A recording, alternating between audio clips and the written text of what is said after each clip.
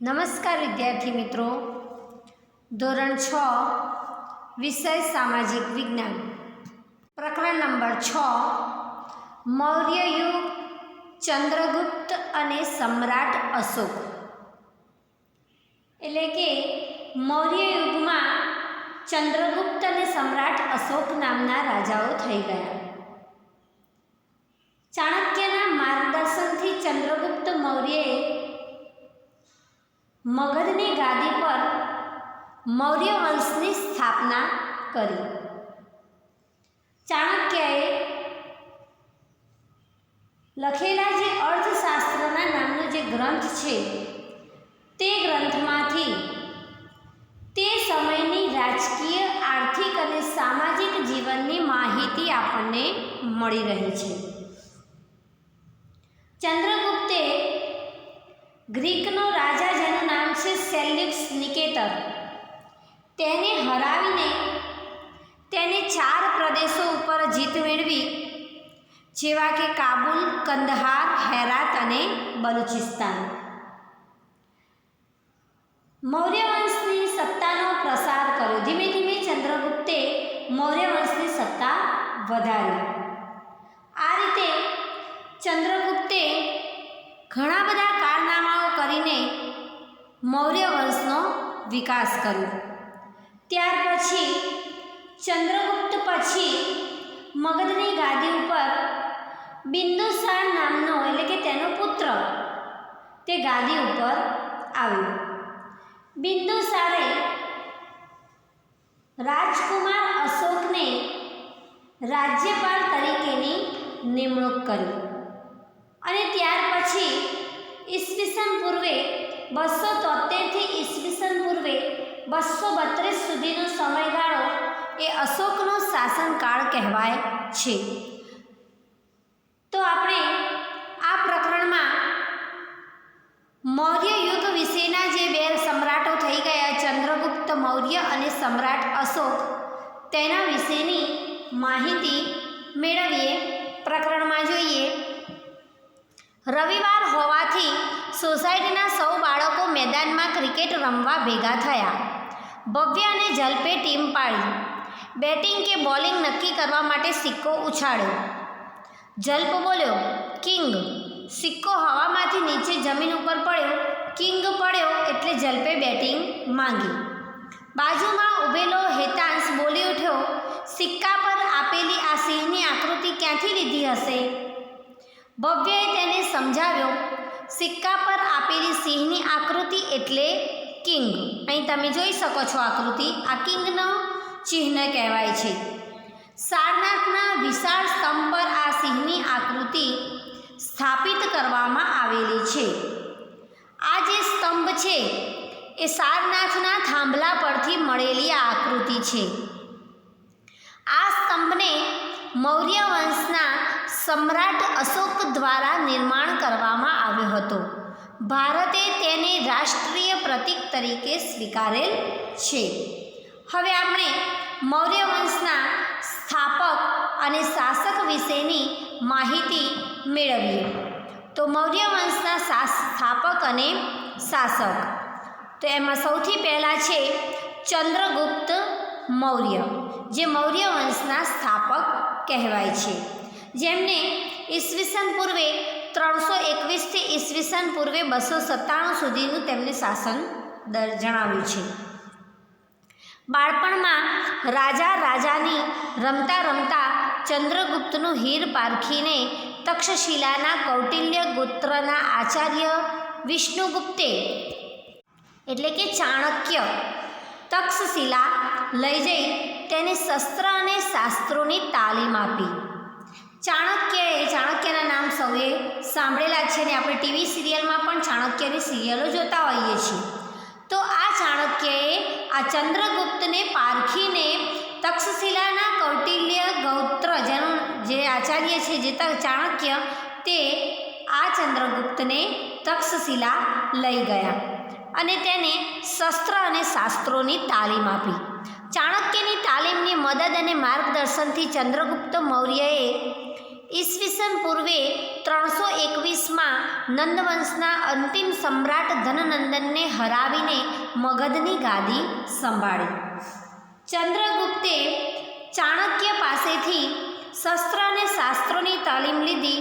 ત્યાર પછી તેમના માર્ગદર્શનથી એટલે કે ચાણક્યના માર્ગદર્શનથી ચંદ્રગુપ્ત મૌર્યએ 321માં નંદવંશનો જે સમ્રાટ હતો જેનું નામ છે ધનનંદન, આ ધનનંદનને હરાવીને મગધની ગાદી સંભાળી અને મૌર્ય વંશની સ્થાપના કરી.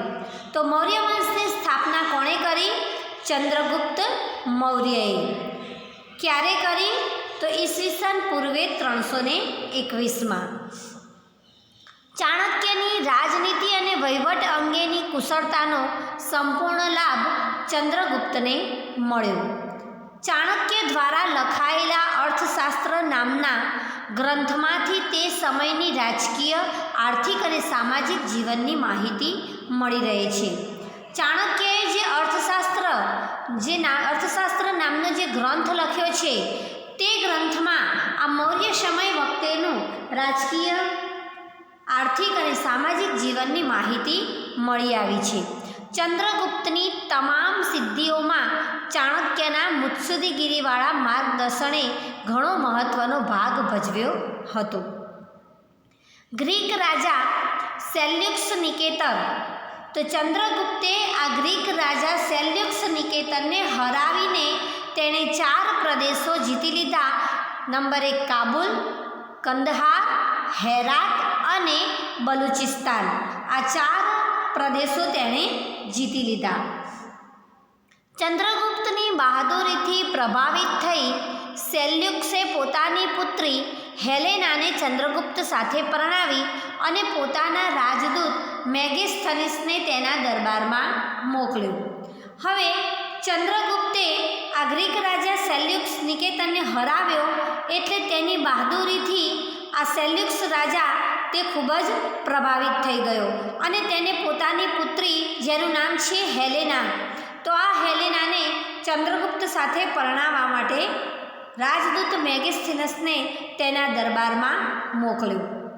પાટલીપુત્રમાં રોકાણ દરમિયાન મેગેસ્થનીસે લખેલ પુસ્તક ઇન્ડિકામાંથી મગધ સામ્રાજ્યના પાટનગર અને તેના વહીવટ વિશેની અગત્યની અને આધારભૂત જાણકારી મળે છે. હવે આ જે મેગેસ્થનીસ હતો તેણે પાટલીપુત્રમાં રોકાણ કર્યું અને ત્યાર એટલે કે ત્યાં આગળ રહ્યો અને ત્યાં એક પુસ્તક લખ્યું જેનું નામ છે ઇન્ડિકા. અને આ પુસ્તકમાંથી મગધ રાજ્યનું પાટનગર અને તેના વહીવટ વિશેની માહિતી આ પુસ્તકમાંથી મળી આવી છે.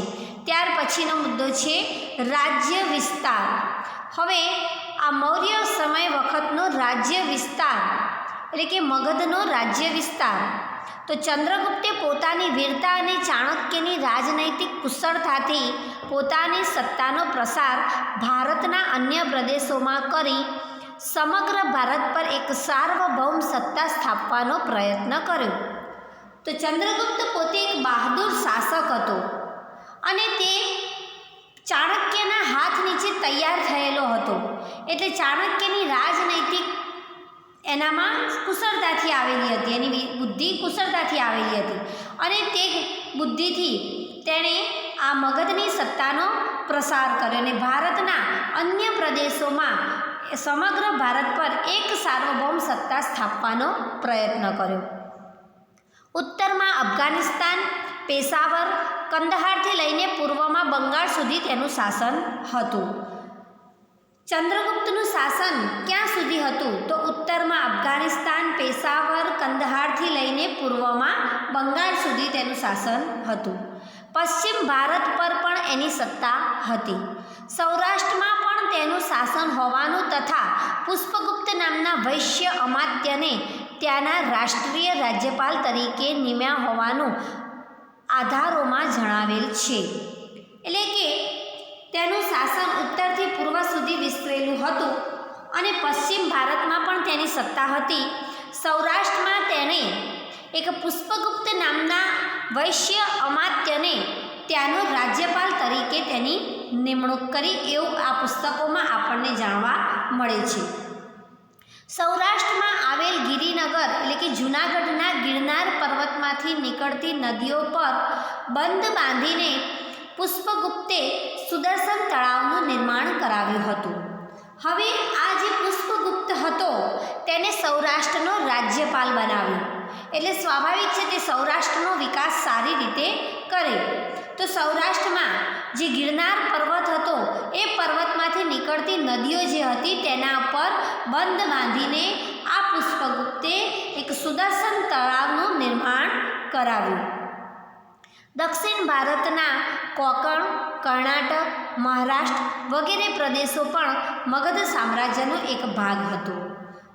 તો મગધ સામ્રાજ્યના આ બધા પણ એક ભાગ છે. દક્ષિણ ભારતમાં જે કોંકણ છે, કર્ણાટક છે, મહારાષ્ટ્ર છે વગેરે પ્રદેશો એ મગધ સામ્રાજ્યનો એક ભાગ હતો. એ જ રીતે તેણે વાયવ્યમાં છેક પશ્ચિમ ગાંધાર એટલે કે અફઘાનિસ્તાન સુધીના પ્રદેશો પણ ચંદ્રગુપ્તની સત્તા હેઠળ હતા. આમ સમગ્ર ભારત પર મૌર્ય સામ્રાજ્યની સાર્વભૌમ સત્તા પ્રવર્તતી હતી. એટલે કે સમગ્ર ભારત ઉપર આ મૌર્ય સામ્રાજ્યની સત્તા ચાલતી હતી. અહીં તમને મૌર્ય સામ્રાજ્યના યુગના જે મુખ્ય નગરો છે અને અભિલેખોના જે મળેલ સ્થળો છે એ તમને આ નકશાની અંદર જણાવેલા છે. જે ગોળ ટપકા આપેલા છે બધા નકશાની અંદર એ અભિલેખોના જે મળેલ સ્થળો છે તે છે. અને જે મહત્ત્વના નગરો હતા એ જે આ ત્રિકોણ આકારના જે તક્ષશિલા છે, પાટલીપુત્ર છે, આવા જે ત્રિકોણમાં બતાવ્યા છે તે તેના મહત્ત્વના નગરો છે. ચંદ્રગુપ્તે તેના જીવનનો અંતિમ સમય જૈન મુનિ ભદ્રબાહુ સાથે મૈસૂરના શ્રવણબેલગોળામાં એટલે કે હાલ કર્ણાટકમાં વિતાવ્યો હતો. હવે ધીમે ધીમે ચંદ્રગુપ્તનું જીવન અંતિમ સમય પહોંચવા આવ્યું ત્યારે તેમણે અંતિમ જેનો તેમનો સમય હતો એક જૈન મુનિ હતા જેમનું નામ હતું ભદ્રબાહુ. એમની સાથે મૈસૂરના શ્રવણબેલગોળામાં એટલે કે હાલ કર્ણાટકમાં તેમનો અંતિમ સમય વિતાવ્યો હતો. ઈસવીસન પૂર્વે 297માં તે મૃત્યુ પામ્યા. ચંદ્રગુપ્તે 24 વર્ષ રાજ્ય કર્યાનું અને છેલ્લા વર્ષોમાં તેણે જૈન ધર્મ અપનાવ્યાની વાત જૈન પુરાણોમાંથી મળી આવેલ છે. કારણ કે તે જૈન મુનિ સાથે રહેતો હતો એટલે છેલ્લે વર્ષોમાં તેણે જૈન ધર્મ અપનાવ્યો હતો. ભારતમાં મૌર્ય વંશની સ્થાપના પહેલાંનો ઇતિહાસ આદ્ય ઇતિહાસ તરીકે ઓળખવામાં આવે છે. જ્યારે ભારતમાં મૌર્ય વંશની સ્થાપના થઈ તે પહેલાંનો જે ઇતિહાસ છે તેને આદ્ય ઇતિહાસ તરીકે ઓળખવામાં આવે છે. મૌર્ય વંશની સ્થાપનાની ચોક્કસ અને આધારભૂત માહિતી વિવિધ સ્ત્રોતમાંથી મળી રહે છે. મૌર્ય વંશની ચોક્કસ અને આધારભૂત માહિતી એ સ્ત્રોતોમાંથી અલગ અલગ સ્ત્રોતોમાંથી મળી રહે છે.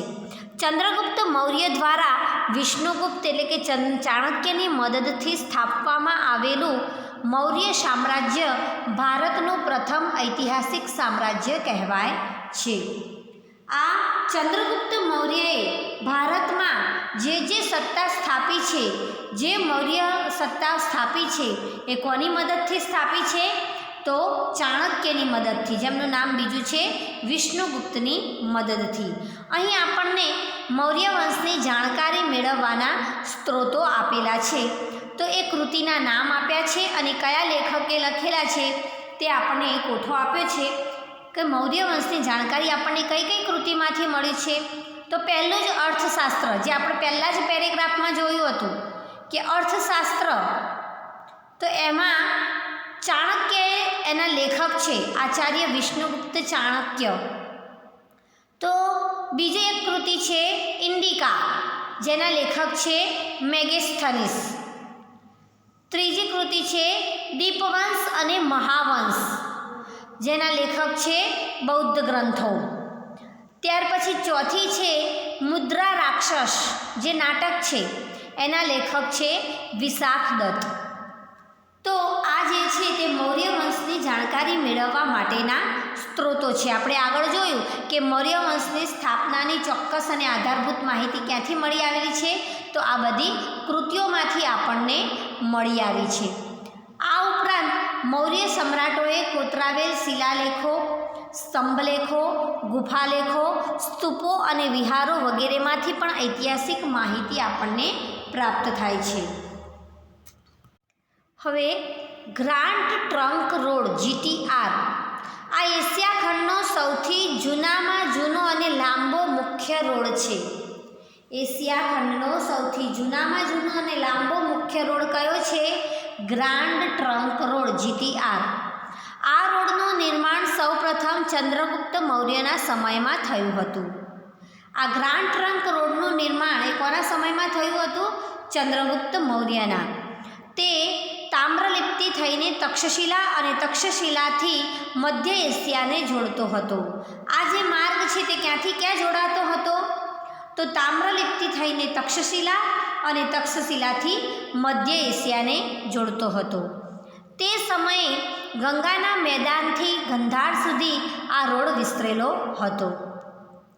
શેરશાહ સૂરીએ પોતાના શાસનકાળમાં આ રોડનું પુનઃનિર્માણ કરાવ્યું હતું. એટલે કે આ ગ્રાન્ડ ટ્રંક રોડ એનું પુનઃનિર્માણ કોના શાસનકાળમાં થયું હતું? તો શેરશાહ સૂરીના શાસનકાળમાં. અંગ્રેજ શાસનકાળ દરમિયાન ડેલહાઉસીએ કોલકાતાથી પેશાવર સુધી આ રોડનું પુનઃનિર્માણ કરાવ્યું હતું. પછી પાછું ફરીથી એનું નિર્માણ થયું જે અંગ્રેજ શાસનકાળ દરમિયાન, જે ડેલહાઉસીએ કરાવ્યું હતું. કોલકાતાથી પેશાવર સુધી રોડનું નિર્માણ કરાવ્યું હતું. વર્તમાન સમયમાં આ રોડ દિલ્હીથી કોલકાતા સુધીના રાષ્ટ્રીય ધોરીમાર્ગથી ઓળખાય છે. અત્યારે વર્તમાન સમયની વાત છે તો આ રોડ હજી પણ છે જેનું નામ છે ગ્રાન્ડ ટ્રંક રોડ. આ રોડ એ દિલ્હીથી કોલકાતા સુધીનો એક રાષ્ટ્રીય ધોરીમાર્ગ તરીકે ઓળખાય છે. હવે ચંદ્રગુપ્ત મૌર્ય પછી મગધની ગાદી ઉપર એટલે કે મૌર્ય શાસનને આગળ વધારવા માટે બિંદુસાર નામનો રાજા આવે છે. ઈસવીસન પૂર્વે 297થી ઈસવીસન પૂર્વે 273 એટલે કે ચંદ્રગુપ્તના અવસાન પછી કોણ આવે છે? તેનો પુત્ર બિંદુસાર મગધની ગાદીએ આવ્યો. ચંદ્રગુપ્તના અવસાન પછી તેનો પુત્ર બિંદુસાર એ મગધની ગાદી સંભાળવા લાગ્યો. પિતા ચંદ્રગુપ્ત તરફથી વારસામાં મળેલું વિશાળ સામ્રાજ્ય યથાવત ટકાવી રાખી તેની ભેટ પુત્ર અશોકને આપી એ જ બિંદુસારની મોટામાં મોટી સિદ્ધિ ગણી શકાય છે. હવે આ જે બિંદુસાર હતો તેના પિતાનું નામ છે ચંદ્રગુપ્ત. આ ચંદ્રગુપ્તે બિંદુસારને આ વિશાળ સામ્રાજ્ય વારસામાં આપ્યું અને બિંદુસારે આ વિશાળ સામ્રાજ્યને ટકાવી રાખવા માટે આ સામ્રાજ્યની ભેટ કોને આપી? તેના પુત્ર અશોકને. બિંદુસાર શાસનકાળમાં રાજકુમાર સુસીમની તક્ષશિલાના અને રાજકુમાર અશોકની અવંતીના રાષ્ટ્રીય એટલે કે રાજ્યપાલ તરીકે નિમણૂક થઈ હતી. હવે આ રાજકુમાર અશોકની નિમણૂક એક રાજ્યપાલ તરીકે થઈ હતી. સુસીમના સમયમાં તક્ષશિલામાં થયેલ બળવાને નિયંત્રિત કરવામાં તે નિષ્ફળ રહ્યો. જ્યારે અશોકે આ કાર્ય સફળતાપૂર્વક પાર પાડી બળવો દબાવી દીધો. હવે અહીં સુસીમ અને રાજકુમાર અશોક આ બંને ભાઈઓ હતા. તો સુસીમના સમયમાં તક્ષશિલામાં એક બળવો થયો એટલે કે યુદ્ધ થયું તો તેને નિયંત્રિત કરવામાં આ સુસીમ છે તે નિષ્ફળ રહ્યો. પરંતુ સમ્રાટ અશોક આ કાર્યમાં સફળતાપૂર્વક પાર પડી ગયા અને આ બળવાને દબાવી દીધો. બિંદુસારે તેના શાસનકાળમાં કોઈ નવો પ્રદેશ જીત્યો ન હતો, પરંતુ ગ્રીક રાજ્યો સાથેના મૈત્રીભર્યા સંબંધો જાળવી રાખ્યા હતા. તેણે મગધની ગાદી પર લગભગ 25 વર્ષ સુધી રાજ્ય કર્યું. ત્યાર પછી કોઈ પુસ્તકમાં બિંદુસારની માહિતી પ્રાપ્ત થતી નથી. આટલી જ માહિતી તેમના માટે પ્રાપ્ત થયેલી છે તે આપણને આ મુદ્દામાં જણાવી છે. અને હવે આપણે સમ્રાટ અશોક વિશે ભાગ 2માં તેની માહિતી આપણે મેળવીશું. અસ્તુ.